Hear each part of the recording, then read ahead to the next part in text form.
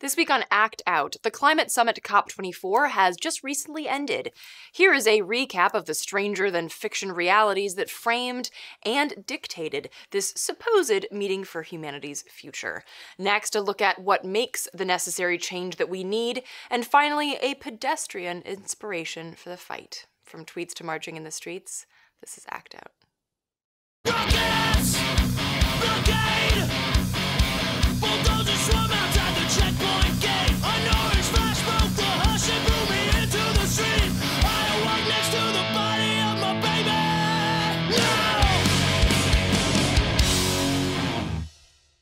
Welcome to Act Out. I'm Eleanor Goldfield, and this is your tipping point. So the COP24, or better known as the 24th Conference of the Parties to the United Nations Framework Convention on Climate Change, has just recently ended. The conference, taking place 3 years after the COP21 that forged the Paris Agreement, is supposed to hammer out ways to reach the goals that were laid out in the Paris Agreement, and ultimately work to mitigate the climate change that we're already facing and doing pretty much nothing about. Unfortunately, this meeting was kinda doomed from the outset. Taking place in the heart of Polish coal country, coal dust, smokestacks, and plumes of smoke could easily be seen from the conference center in Katowice, known as one of the coal capitals of Europe. COP24 visitors were further invited into the haze via coal displays, featuring everything from actual lumps of coal in cages — wow, how creative — to coal soap, as you see in that second image. Not to mention coal made into earrings and other jewelry, coal under glass, just lots and lots and really way too much coal. Side note, coal soap? What in the actual fuck? Anyway, to say that Katowice and thereby Poland is proud of their coal would be an understatement. Indeed, folks got a loud and dirty awakening one morning when at 6 a.m., a coal miners' brass band struck up and marched through the streets to celebrate the Day of St. Barbara, their patron saint. Yes, coal miners in Poland have a patron saint. And if you're thinking, wow, this is all starting to sound like a twisted coupling of an idiocracy-themed street fair, Dogma, and The Day After Tomorrow, let me just also say that Arnold Schwarzenegger parachuted in to the meetings only to brag about his low-emission Hummers, of which he has 4. And no, that's not a euphemism, I don't think. So, believe it or not, this was legitimately the stage that was set for meetings about how to save humanity. I'll give you a second with that. Now, not ones to be outdone by some fossil fuel knickknacks, the US made sure to make its presence known. Kind of. Unlike previous years, big-name Dems were entirely absent from the proceedings, which wouldn't really be that big of a deal were it not for the fact that the Dems claim to give a flying fuck about climate change. But more on that later on. Instead of sending more supposed lawmakers, the US hosted de facto lawmakers. At a State Department-sponsored event, reps from the US government and the energy industry hosted a panel promoting the use of fossil fuels in the fight against global warming. Panelists touted the benefits of so-called clean fossil fuels, suggesting that innovation and investment in these energy sources would not only make them more competitive, but significantly decrease emissions as well. You know, I'm reminded of that good old adage that was often heard at protests against the Second Iraq War: bombing for peace is like fucking for virginity. And using fossil fuels to battle climate change is even more oppressively stupid. And while the event was not only ridiculed by many at the summit, but also, thankfully, disrupted by some 100 activists, including indigenous and youth leaders, the panel not only highlights how flippant the US is about climate change, but how flippant one is allowed to be at these proceedings. I mean, honestly, how could you even allow a panel like that to take place? Unfortunately, the summit was rife with hypocrisies. For instance, as we've noted on the show, big ag and meat production are massive contributors to climate change, and yet a sample dinner menu from COP24 included beef with smoked bacon and sauerkraut, dumplings with fried pork and beef, and cheeseburgers. As Stephanie Feldstein, director of the Population Sustainability Program at the Center for Biological Diversity, noted, the meat-laden menu at COP24 is an insult to the work of the conference.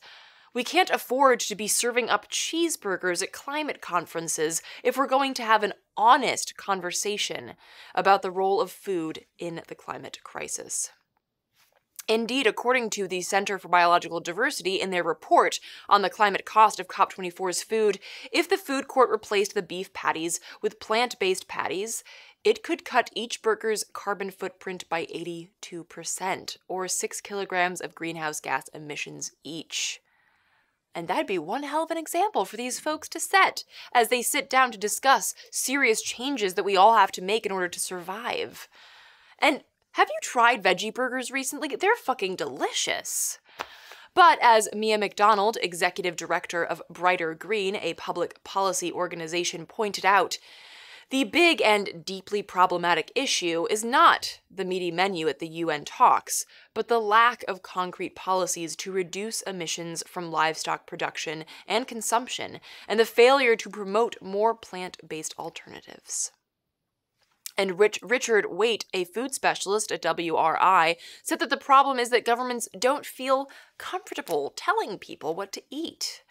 So basically, this summit is a collection of world leaders who don't feel that it's really appropriate to set an example through personal choices, regulate the biggest polluters in the world, or suggest ways that regular people can mitigate climate change. So then the question is, what exactly are you doing there? Well, schmoozing with Shell Oil, for one. On the first Friday of the conference, the world's 9th largest producer of greenhouse gas emissions, Shell Oil, boasted about the fact that they had helped write the Paris Climate Agreement.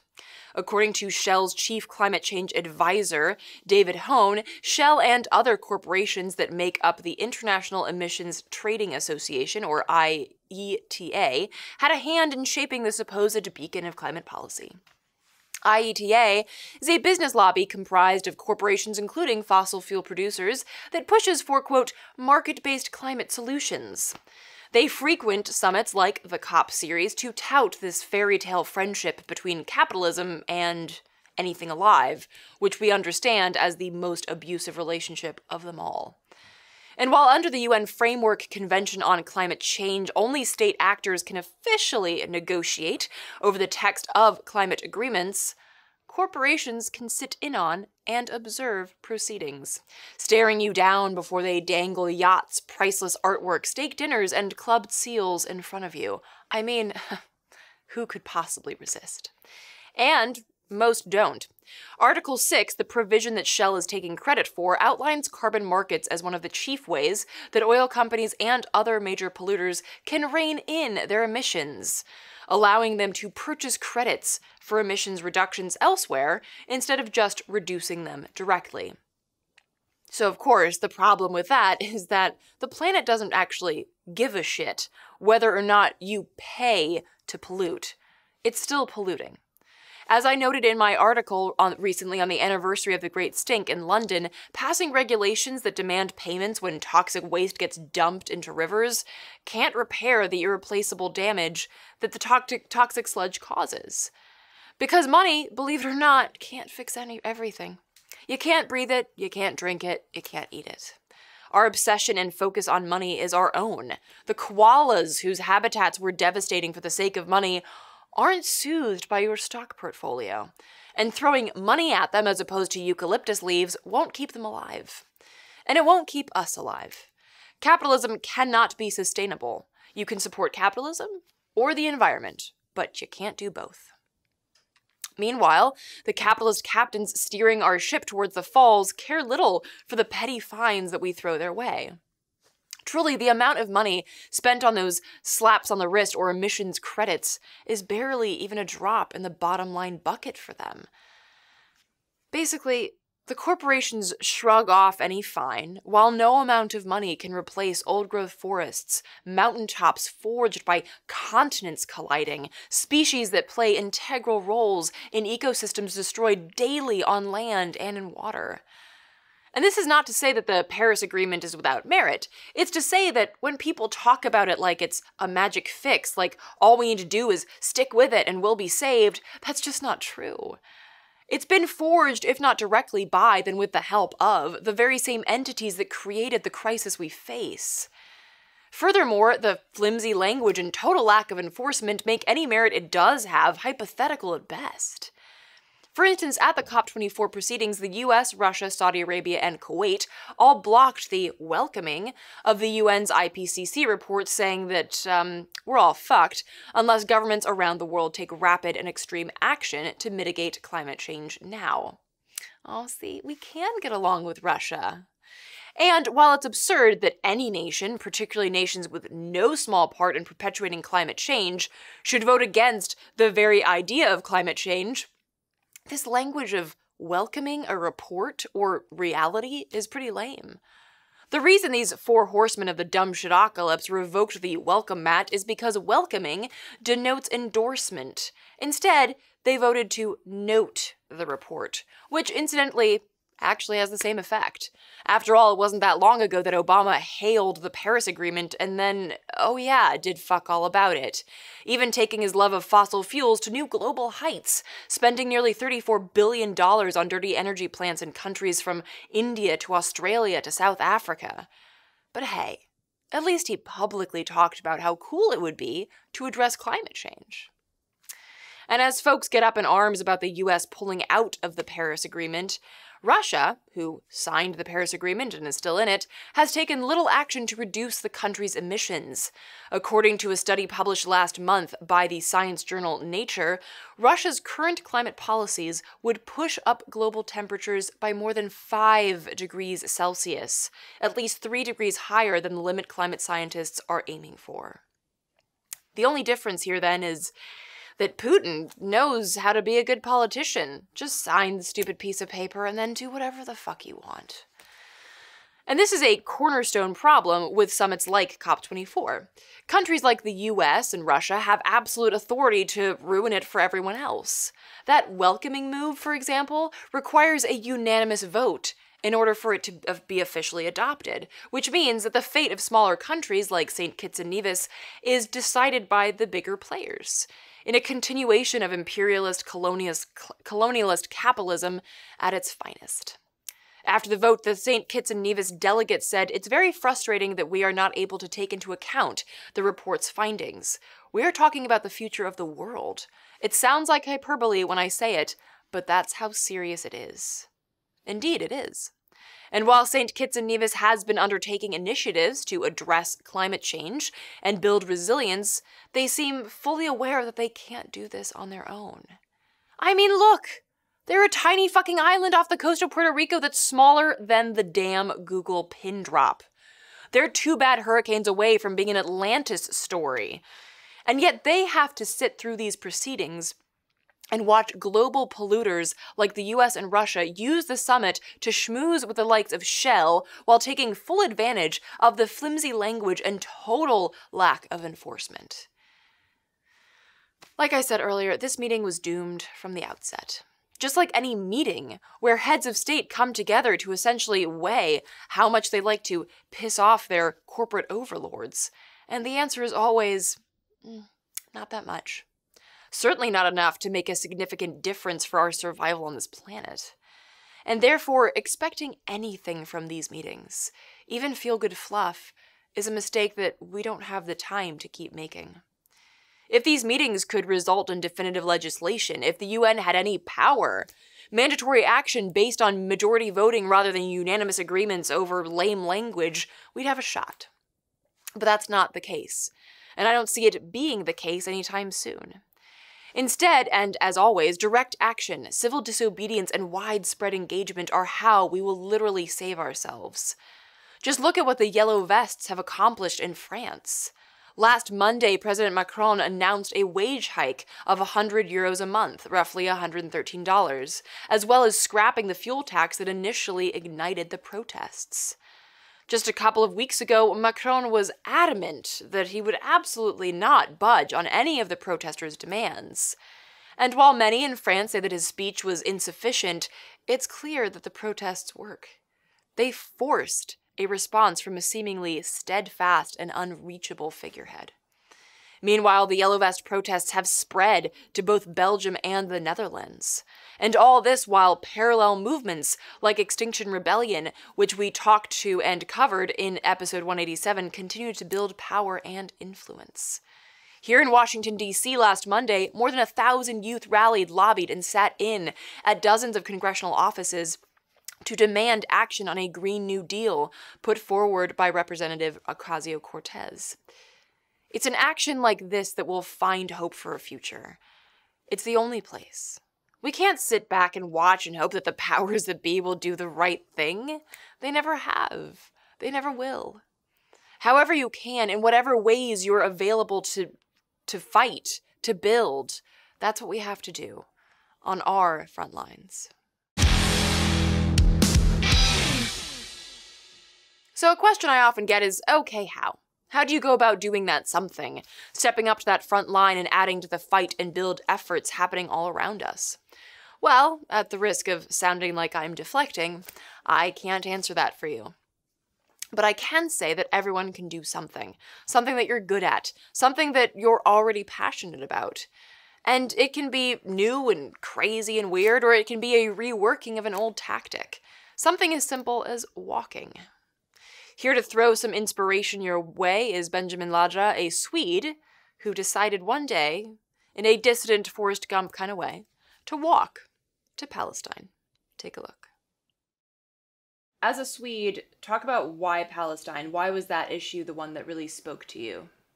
Well, it's because I knew about it, I think, because I met many Palestinians and because I traveled there and learned a lot about it. But every human rights issue is important, obviously. But since I have some knowledge about Palestine, that gives me a platform to speak about it. We can't really advocate for issues that we haven't got a clear understanding of. And through my friends and through the research and visiting, I have some information about this place.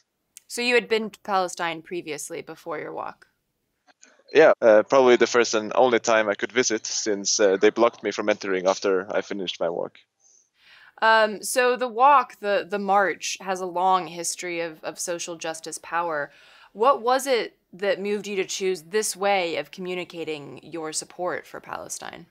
Well, there are many ways, of course, to advocate and to try and raise awareness and get attention.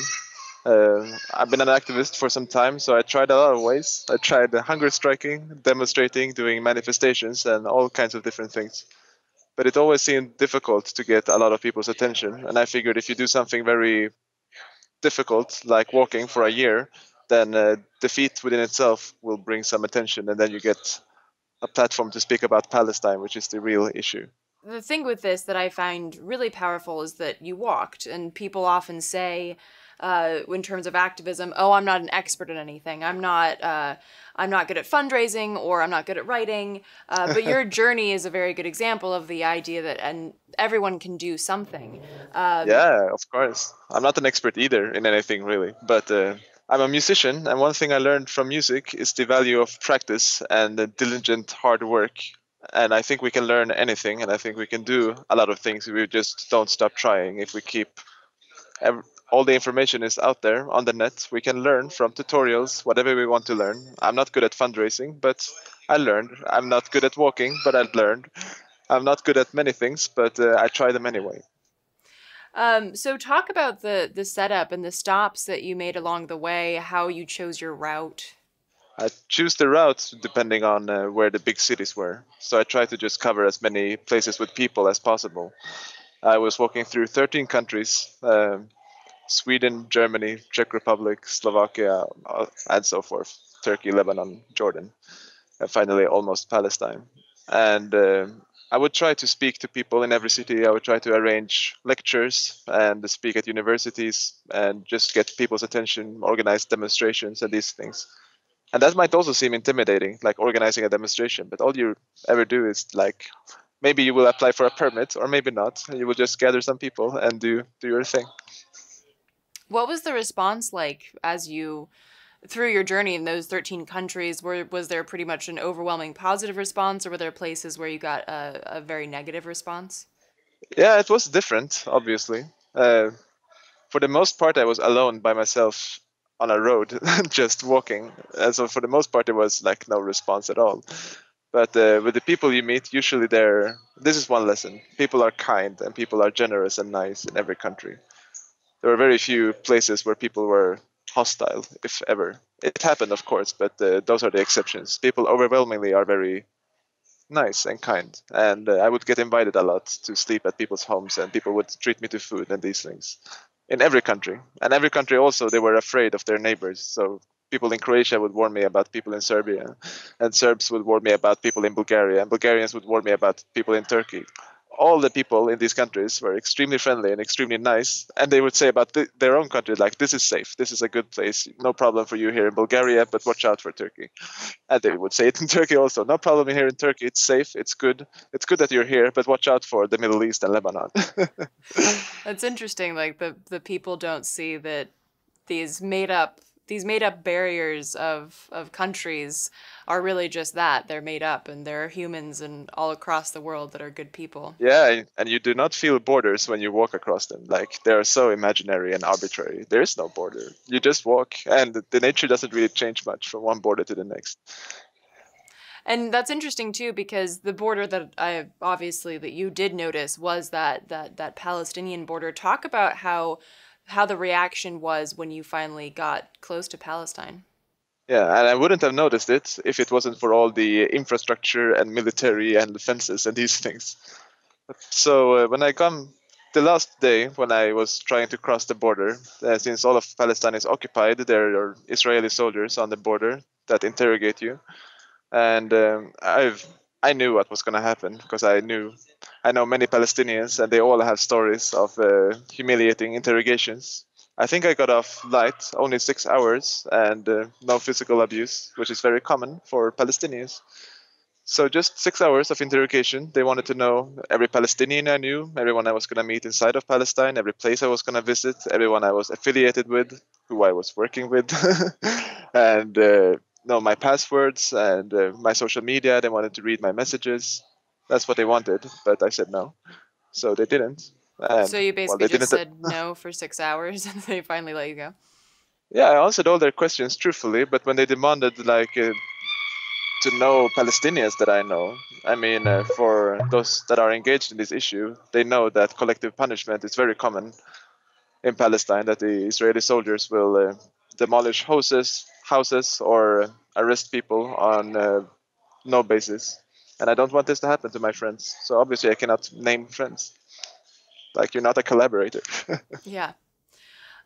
So when you were on the trip towards Palestine, when you told people what it was that you were doing, did they respond? Did people know to the extent that what was going on in Palestine? Did people know the level of oppression?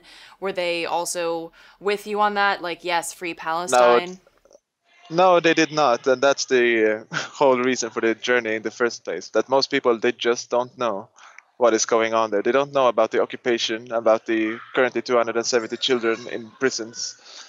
They don't know that 20,000 people have been injured since March 30th in Gaza, since the demonstration started, and that they have shot and killed journalists and paramedics and children over there. They didn't see the video of the child spasming out in cramps because of poisonous tear gas he inhaled, which I just saw today. These images and videos are not shown in the media. These stories don't get out, and that's why I wanted to share them as much as I can. That's why I'm in the US currently doing a speaking tour, also trying to raise the awareness, because people, especially here, have very little of an idea what is happening over there, while they are supporting the occupation also by giving $10 million every single day to Israel's military. It was the last gift from Obama before he signed off this memorandum of understanding, the biggest transfer of money in history in this country, for free. Yeah, and there's more going to Israel, of course, in terms of actual money and in terms of arms, of course. So talk about some of the takeaways that you got from this trip. Obviously that people are good, but what were some of the other takeaways that you got? Oh, there are many. You really grow as a human when you do something like this. You realize that the world isn't as dangerous a place as you might have thought it was. You realize how ignorant you were before, because you learned so much on the road, seeing different places, meeting new people, new countries, and new cultures. Like, you realize how little you knew about these places if you knew not something before. And yeah, you become a little bit more humble. And you realize also that activism works. It's one of the few tools we have to change. The world moves with pressure, I believe, and I believe it even more strongly now, that we need a massive movement to change people, to change systems, to change governments, or whatever it is that we want to see changed into something better. There's a lot of problems in a lot of countries, and they're not going to solve themselves. They're going to be solved by people because they are caused by people.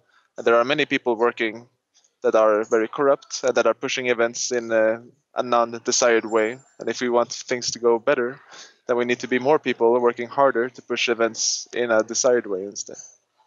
Yeah. And of course, one of the big pieces of that is education. And as you noted, in this country, in the United States, not a lot of people are aware of what's going on in Palestine. And a lot of that is the education, and that growing up in this country, you learn that Israel is a good thing because of the Holocaust.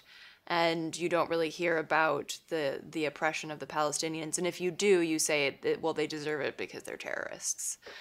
So that's that's pretty horrible. Yeah, I mean, Like, I wouldn't expect people here to know what happened in 47 and 48, where close to 1 million Palestinians were driven from their homes, countless massacres, and close to 500 villages and cities razed to the ground, having landmines planted in the ruins so the refugees wouldn't come back. When the refugees did try to come back, calling the refugees infiltrators, and had a shoot-on-sight policy.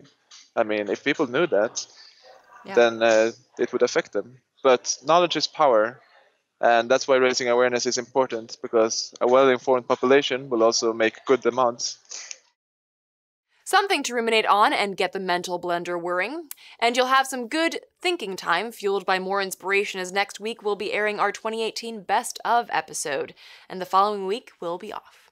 So in the meantime, please do sign up for our newsletter so that you can stay up to date with the show and auxiliary projects that I'm doing. As always, thank you so much for watching, and a special thank you to all of our patrons who make this show possible, literally. See you next week for a powerful look back for the fight ahead. From the Devil's Den, good night and act out.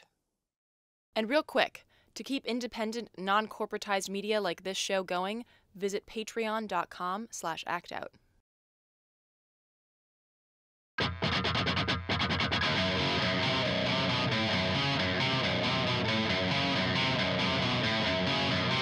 I can hear the boots are stomping.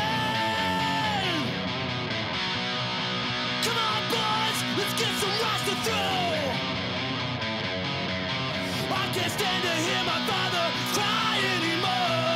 Time we left one of you motherfuckers dead in the road. We've been begging up inch by inch, we got nowhere else to go. It's been too many years since your push deserved my shove. I'm not a violent